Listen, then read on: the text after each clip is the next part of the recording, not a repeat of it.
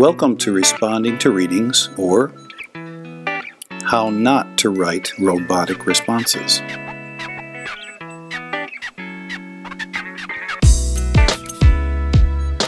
The first step to creative writing in responses, rather than robotic writing, is to become a critical reader.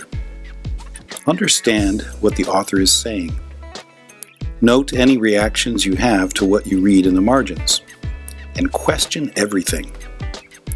Then, when you begin to write your summary and response, you can use your questions, your wow or surprising findings, and also include personal experiences you've noted. Everybody is busy, and we want to get to the meat of the matter. So to get a broad view of the reading, look at titles, bold words, charts and graphs, pictures and their captions, and the headings in the readings and subheadings. So in this passage, you can see right off the bat that we are talking about genetic engineering, which is a new revolution in technology when you look at the title. Then we can see that there is a picture included in this reading with a caption talking about vineyards in the Santa Cruz Mountains in California. This reading also has an illustration of a DNA molecule so that we know that this will also be a major part of the story. This passage as well has special symbols where you can see the little circles that show that this is new vocabulary, and the meanings are explained in the margins. The same thing is true over here with viral, which is an adjective related to virus. This also helps you with the meaning and understanding of the passage. Another thing to check in the reading are extended quotations or other quotations. They might have some interesting information that gives understanding to the meaning, as well as the comprehension questions here at the bottom. Those are also going to be helping you with understanding the passage. To get deeper understanding, of course, you need to read the passage. Yes, read. First, read the whole thing in one shot. Then, review the sections. When you get stuck with a difficult word, resist the temptation to pull out your dictionary. Use the context of the sentence to guess the meaning.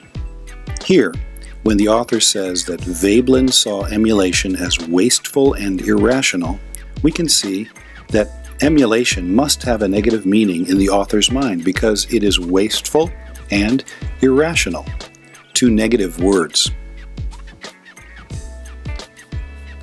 When you're reading, make notes, underline, use your pen, pencil, or highlighter to make arrows, happy faces, exclamation points, or whatever doodles you want, to point out significant items, things that you didn't know before, questions, confusing items,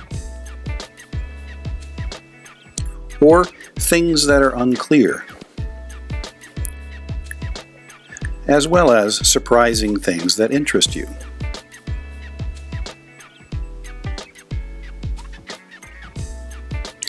When you write in the margins of the reading, note your feelings, your questions, your experiences that come to mind because of what you are reading, and other general things that come to mind.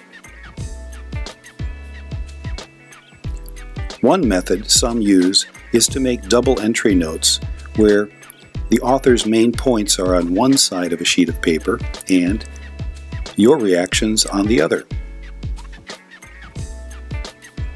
Then, when it comes time to write your summary and response, you already have your doodles or notations that you can summarize the author's main points, and you can write down your reactions in the surprises, thoughts, and questions you noted in the margins.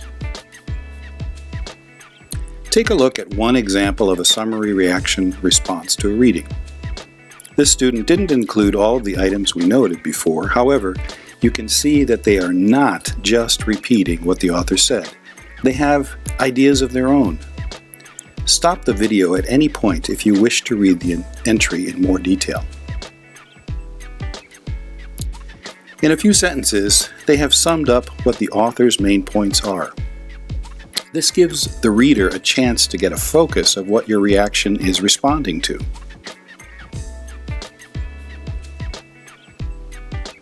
When they begin the response, you can see that they do have more to say than just, "Yes, I agree." They have their own opinion above and beyond what the author is saying. In this case, they disagree with some points. The student refers back to quotes or information taken from the reading to help the reader understand particular points they are responding to. Here, the student is using support for their opinion that they've obviously noted in the margins of their reading.